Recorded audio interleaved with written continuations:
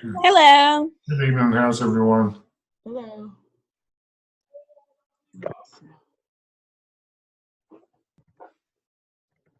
You had a good week?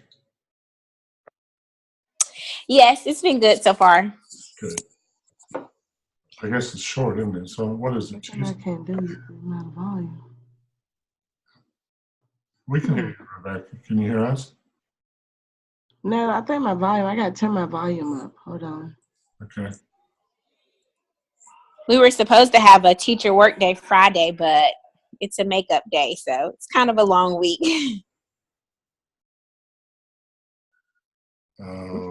Teachers. Okay, now I can hear. The thing, when you become principal, you'll be excited about snow days so you can sneak in when no one's there and get things done.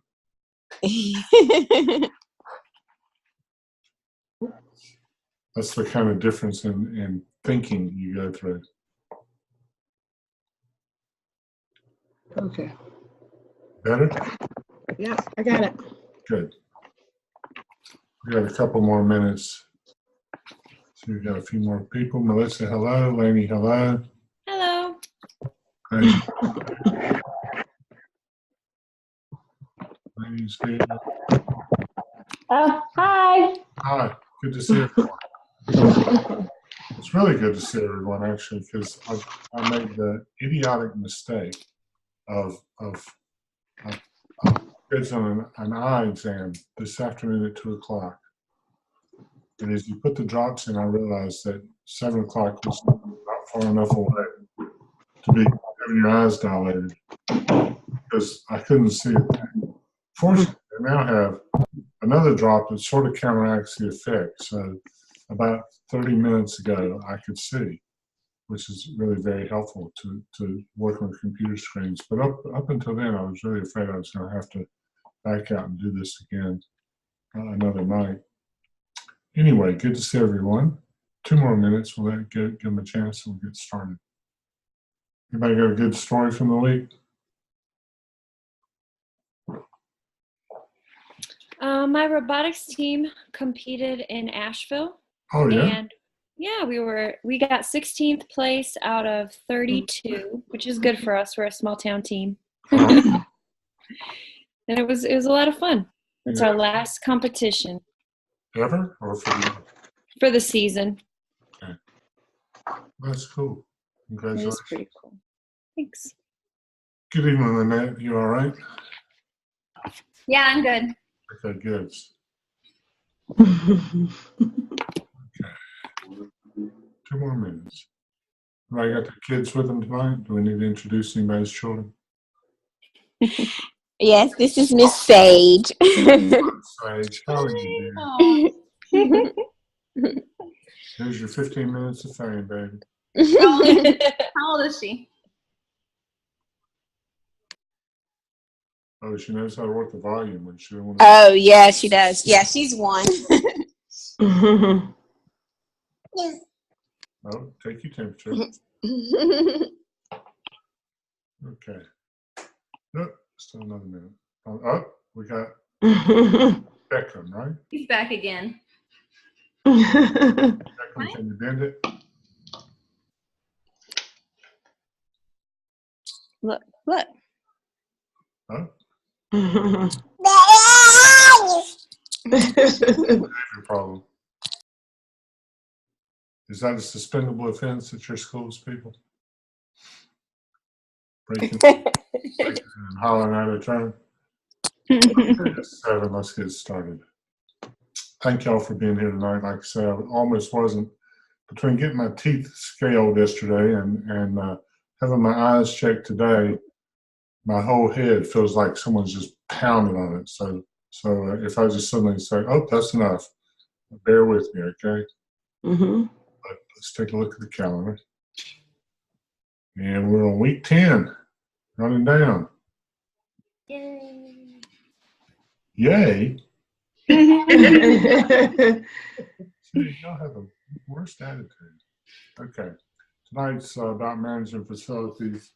We also have a note that came through my desk today from Dr. Stephen.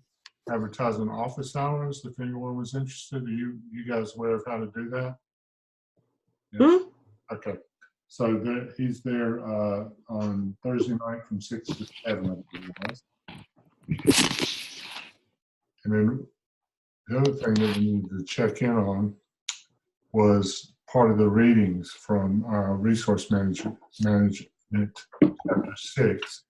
So we'll take a look at that first. We've got a PowerPoint that's put together by, I assume, Dr. Lamb or one of his students. But it talks a little bit about, oh,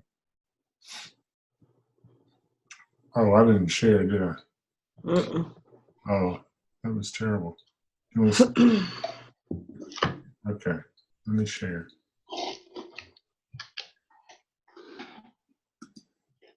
Thank you. There we go. And no one even told me. You just let me ramble on. Okay, management facilities is tonight's discussion board, and we'll talk about that in a little bit. But our reading is on resource management, and that one we need to touch on the way the money's raised for systems across the district. Okay, so that was that. Stop share.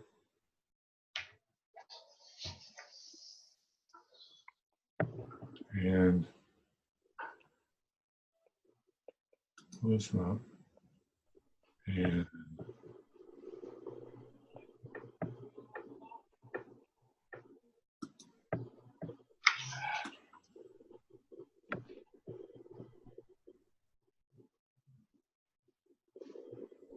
so we need to be able to share. There it is. There it is. There it is. Ray, can everybody see the power? Oh, Dr. Robert, Yes. Hello? I don't know if you're recording. Oh, I thought I hit It doesn't record. look like it is on mine. It says recording on my screen. Oh, okay. Yeah. Oh, thank you. You know, I went 2 years and messed up that so many times. It's unbelievable. No one would say a word. Oh, boy. Horrible. Anyway, finance and education. This is about 9 slides. Weigh in as you like or not. Okay. Okay. So local control, when he talks about control of education slowly decreasing, is county control. So we do have a situation in North Carolina where you know, some counties pay a whole lot more than other counties, and that's their work at controlling things, that and also raising money for facilities. But this is really talking more about nationwide trends such as curriculum changes. God, I went brain dead. What was it called? The big change that we all had to do, and you had to reading and math and Common Core. Thank you. Mm-hmm. So some people get freaked out by that, thinking that they're taking away local control, that we're not teaching what we want to be able to teach. Okay? And in the meantime, things are becoming more centralized and standardized across the country. So rural areas of the country have lost some of the strong influence on the legislation they once enjoyed. I mean, being a Charlottean, I can certainly gripe plenty about how we never get our way in the state legislature. But Raleigh certainly does, and other towns do. But the rural counties that once had all kinds of voting privileges in the state house just don't enjoy that strength anymore, and in fact are finding themselves in pretty difficult situations financially. At the same time, urban areas have lost financial advantage because parts of urban areas are so poor that they're not much of a tax base. So again, I can only refer to my own hometown, but as the wealthy move out to the suburbs and into the surrounding small towns of Charlotte, the actual tax base in the city gets to be smaller and smaller. And it's more expensive to buy land, it's more expensive to build. We have more social and welfare services. And you don't see that so much in rural areas. I think partly I had one little insight or input that people take care of each other better maybe in rural areas than they do in cities sometimes. So, although a lot been done to decrease the extremely large number of school districts, you have some that are too small to run, and then you have some that are too big to run. And it's hard to figure the financial needs of small districts, and how do you work to make it fair for the big places too. Charlotte's got 170 schools in it now, which is, some viable percentage of the entire state. But at the same time, we don't want to go back to 1964 when there was a Charlotte school district and a Mecklenburg County school district. It was an obvious white flight opportunity. Not opportunity, it was a white flight for certainty. And so that's part of the reason for the conglomeration of county and city schools in the bigger districts. No guarantee, there's no law that says anything about local control of schools. But as the states have become more and more responsible for finance and education, like the Leandro case that we talked about last week, the role of the local district in its own government has actually decreased. So, where does money come from for schools? You guys know? I know you've done a little budgeting for OMA in a couple of papers, but most of your taxes most of your funds come from the state, with another sizable part from local funding. So, the ability of the population is significant, and people want good schools throughout the nation, but we may not be willing to pay for them. Part of my dissertation was figuring out what it might cost to increase. If you took for granted that if people went to Yale and Harvard before we found out they could buy their way in, anyway, and that those graduates would make better teachers than you and I who went to regular old schools, how much would it cost to hire Harvard, Yale type graduates to be school teachers? And the price was at least 50% more than what districts pay now in income, suggesting that no way in the world is anyone liable to put anywhere close to the amount of money necessary to increase teacher pay to a reasonable amount. Because we're really talking about 30 to 50% over what you make now. Property tax is a big one. And that's why a city like Charlotte has an advantage over a small rural district, because property tax has been the source of local funds for education since the early history. States have just begun to place limits on such taxes. In fact, North Carolina did last election with a amendment to the state constitution on how much could be taxed.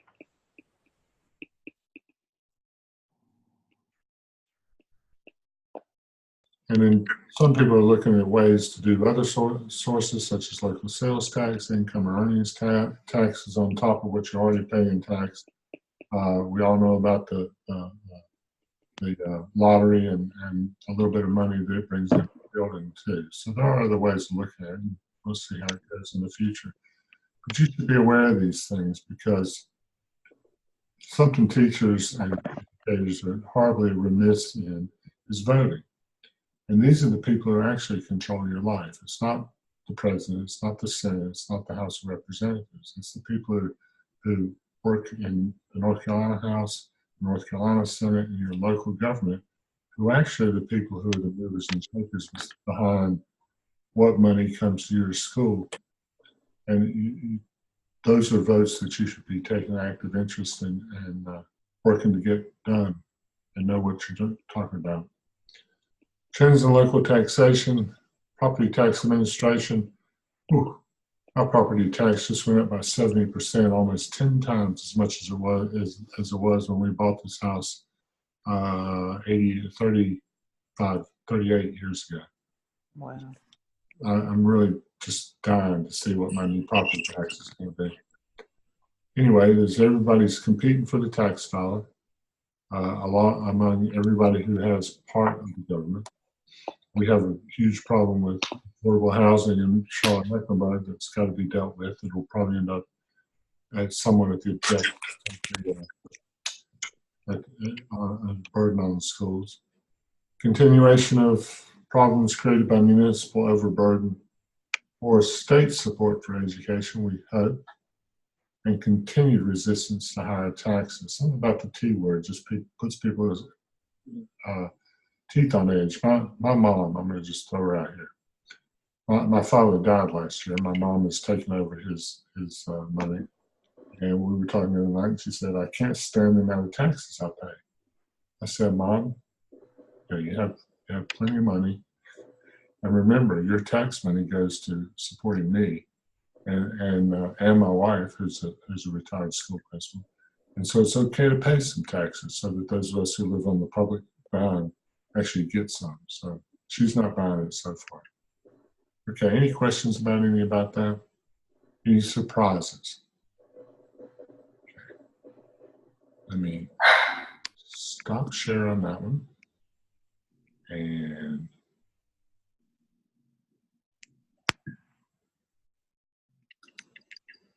get our checklist up.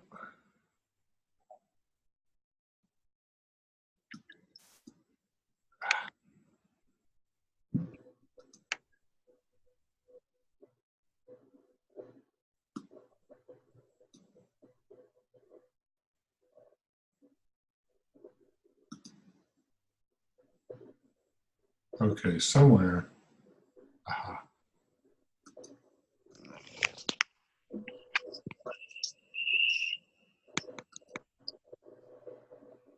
Okay. Everybody said our checklist for the evening? Managing facilities. Mm-hmm. Yes. Oops, Yeah. that's the wrong one. Oh no, it disappeared.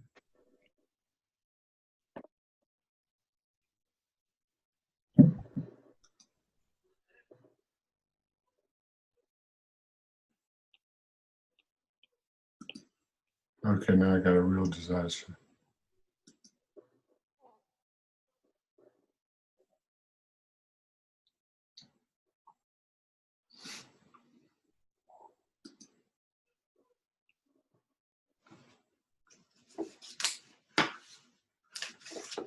Okay, give me a second. I got to find this other piece of paper that I got here somewhere.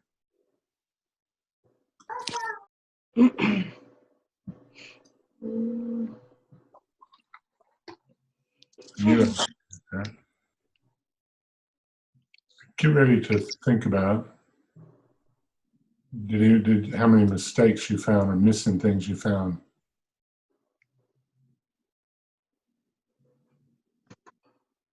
What you said? How many mistakes did we find? How many, and when you did your facilities management walkthrough, Mm-hmm. how many did you, how many things were missing? There wasn't that many missing in ours when I did mine. Yeah, I only had one. Okay, hang on. Now, I think we got it.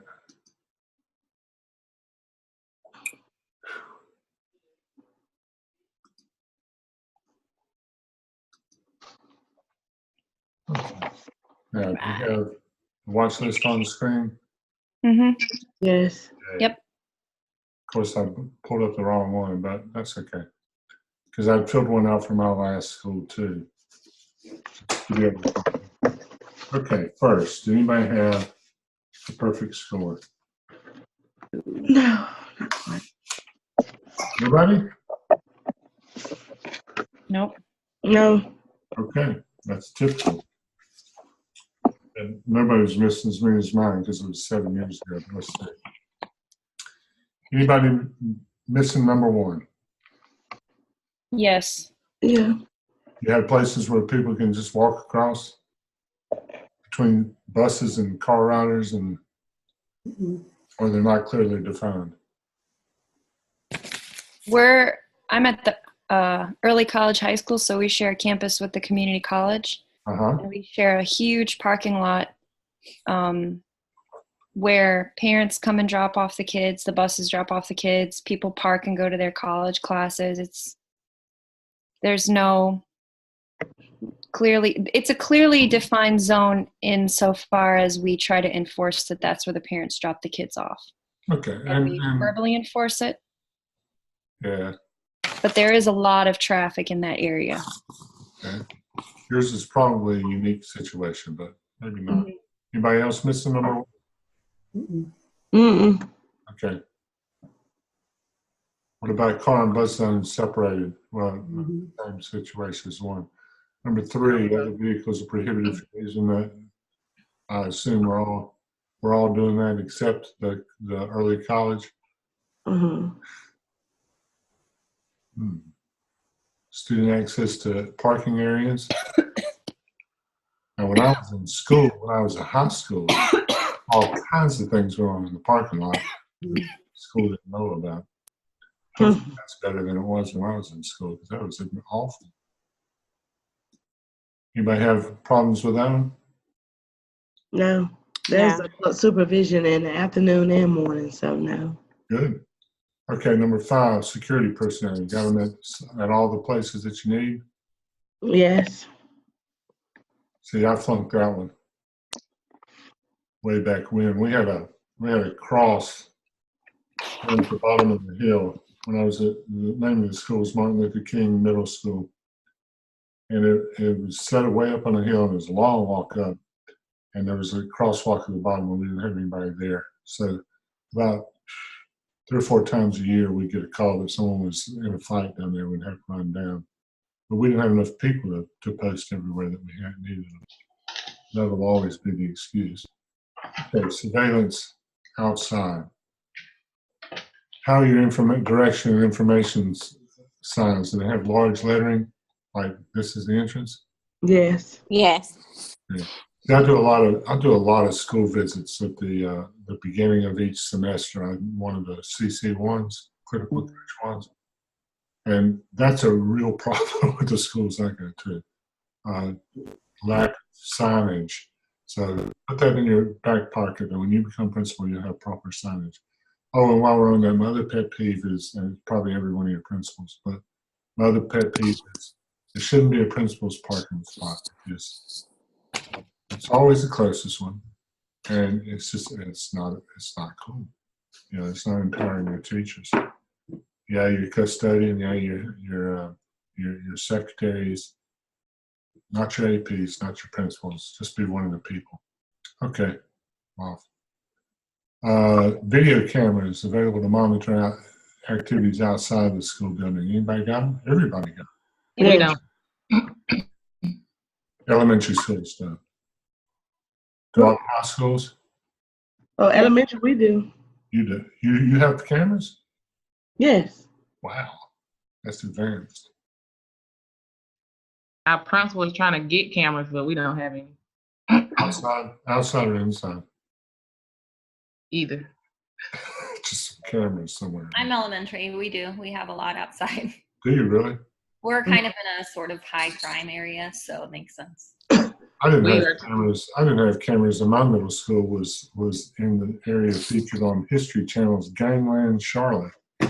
So by Jingo's, if anybody needed, I mean, it was bad. It was seriously bad. Wow. It had 5 gangs, major gangs. Hidden Valley Kings were nationally noted at one point.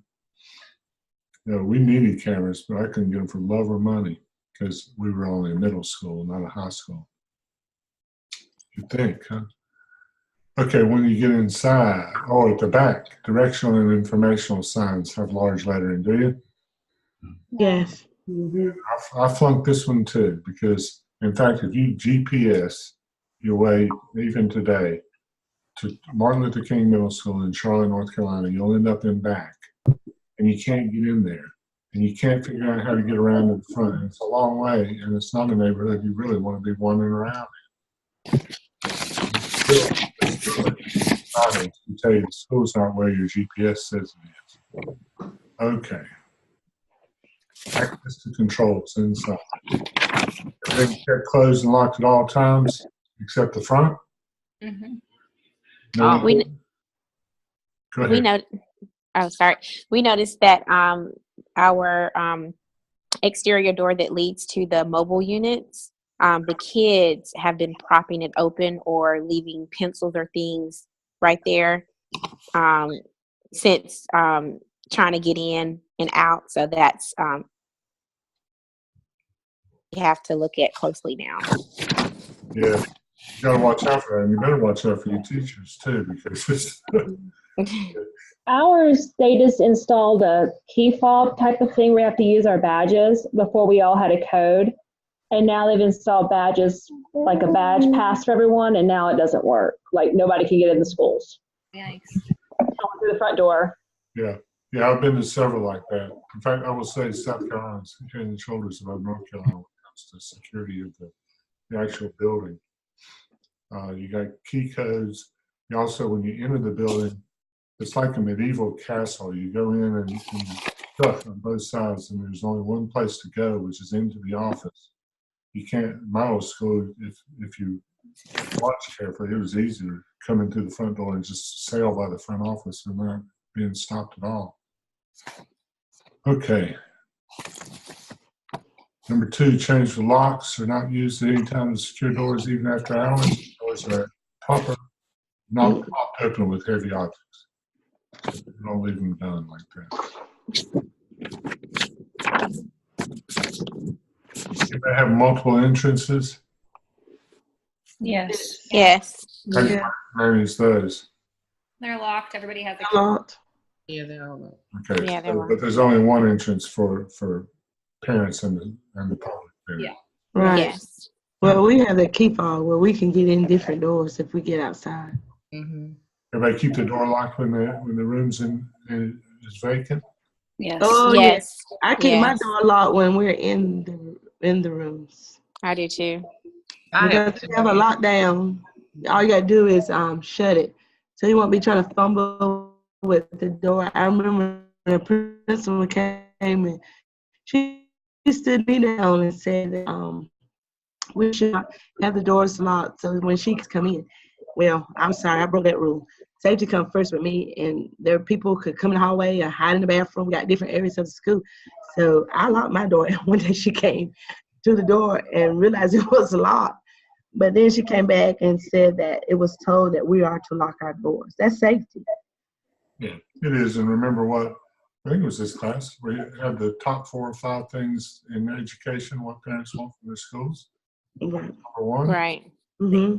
I want the kids to be safe. Mm-hmm. Learning some was 4 or 5. Mm-hmm. Oh, restricted areas in the school or school property are properly identified. So when you say restricted areas, what do you mean? Like if some. I've Well, always, go on. we don't have anything that says up or saying that it's restricted.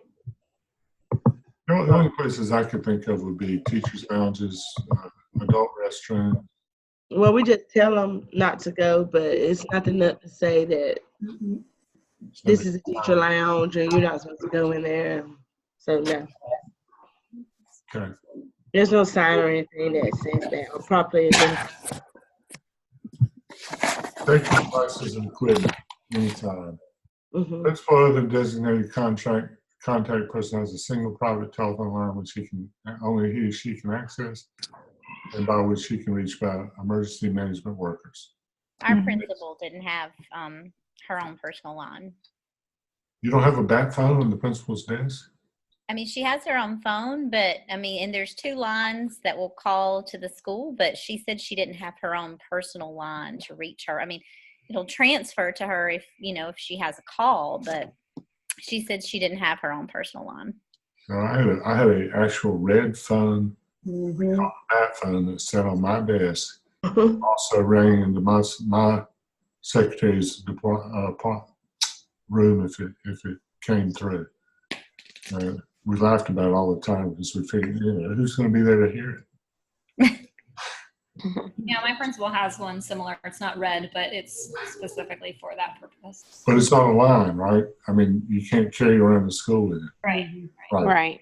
So a bunch of y'all probably never even saw a phone as old as mine was. Probably couldn't even work it. Okay.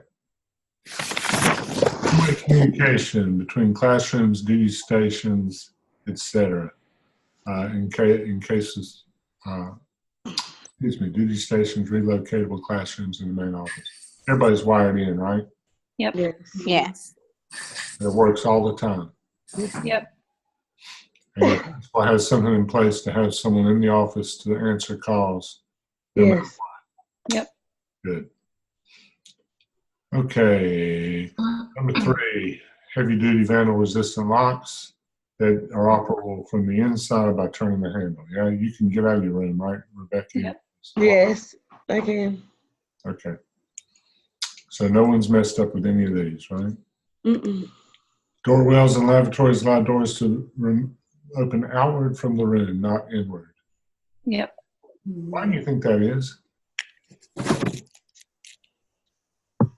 They don't smack each other with the door. Yeah, because you can pin somebody behind the door and do a lot of damage pretty fast. Mirrors, windows, and light covers in lavatories and locker rooms are impact resistant. Nope. I asked my principal, she said she wasn't sure. That was a good question. So If she hadn't had a bunch reported to her as broken, no, she hasn't. She No. assumed that it was, but she Yep. wasn't for sure.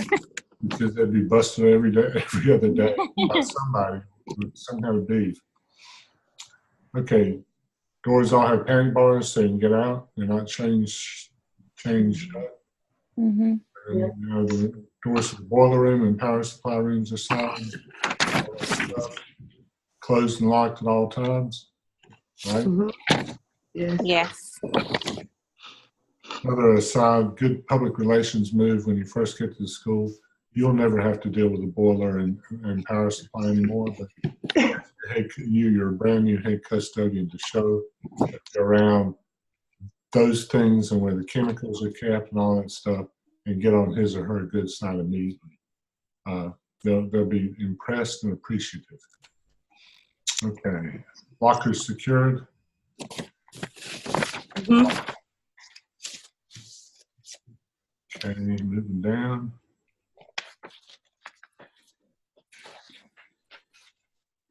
Fire extinguishers in the right place.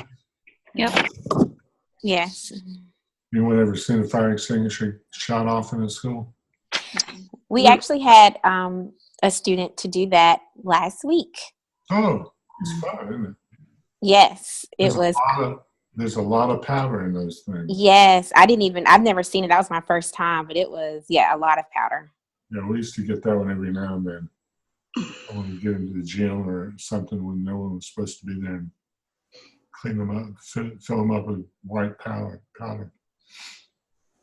Okay. The kids are in all the right places in the office. Yep. Accessible to the people who are supposed to do them. You got them on the buses. Yes. Hazardous clean chemicals are in the right places. Yep. Yes. That's one people watch because that's one that custodians can get fired immediately over if they're not stored properly. I had a custodian do it and he lost his job. I have a question about that. Sure. So being flu season, cold season, things like that, we normally keep like Clorox wipes, sanitizing wipes, Germ-X, and all that sort of stuff in our room. And they said that we weren't supposed to have it anymore. Right. So I guess my question to me was, where do we know what we can have and we can't have, and who's responsible for, we're just, preventative types of things? Probably comes out of the superintendent's office somewhere. Oh, okay. Your district safety officer should know about that. From what I've talked about at my teacher advisory council meetings, basically you shouldn't have anything that isn't a natural substance where the kids can get it. Because if they get it in their mouths or they're allergic to it, that's on you for having it out there. And that's one of those that we talked about several weeks ago. You make a rule, and then that means the person that broke it is the responsible and not you, not the school system. So that's why they came up with it. So they put the ball firmly in your court. I have those things in my room, but I have them locked with a chain on it so the kids can't get to it because we were told we would be responsible. I have a vague memory that even that's not enough. You should check before you get yourself in trouble. Okay, 13, safety patrols, safety posters, emergency procedures prominently displayed in the science rooms. Eye wash stations are present and functioning. Everybody good on that? Mm-hmm. Yeah.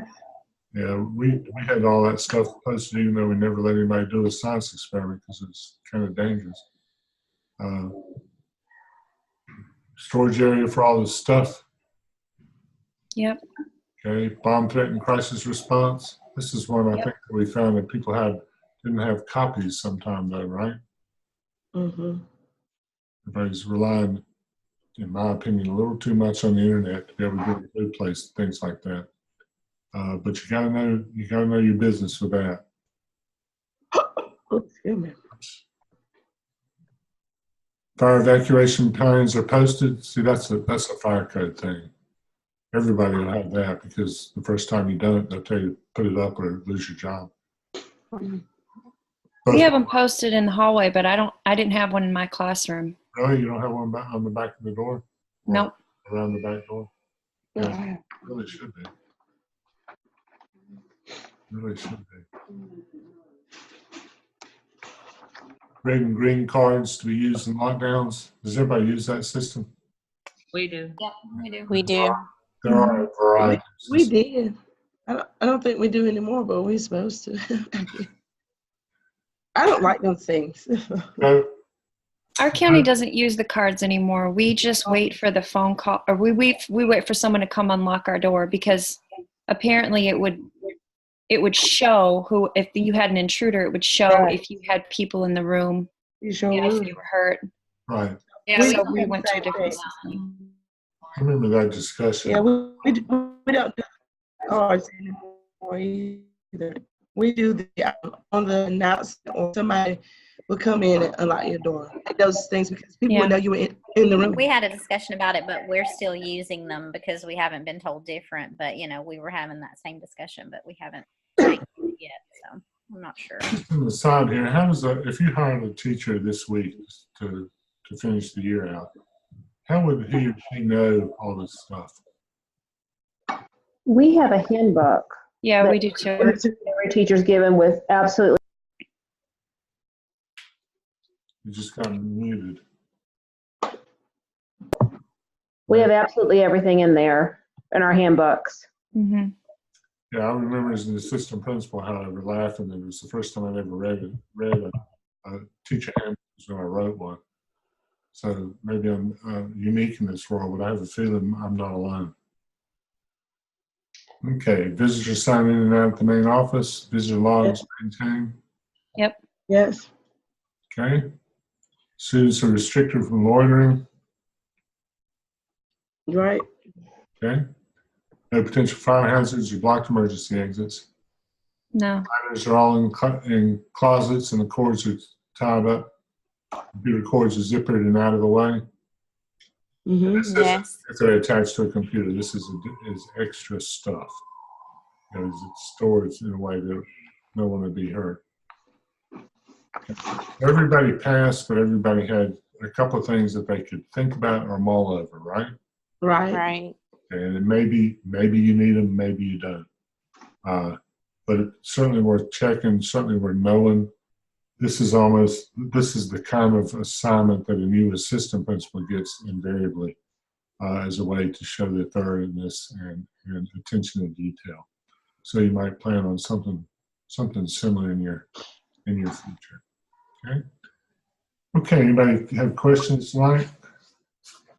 I missed saying that skip 1 was due this week and skip 2 is due next week. So if you're not at that stage in your skip writing, it's time to heat it up because we only got about 5 more weeks, y'all. 6 weeks. Okay. And the end will come fast. Okay. With that, then, I'll say good night. I hope you all have a great week, and we'll see you next Tuesday night at 7. Okay? Okay. Good night. Good night. Good night. Mhm.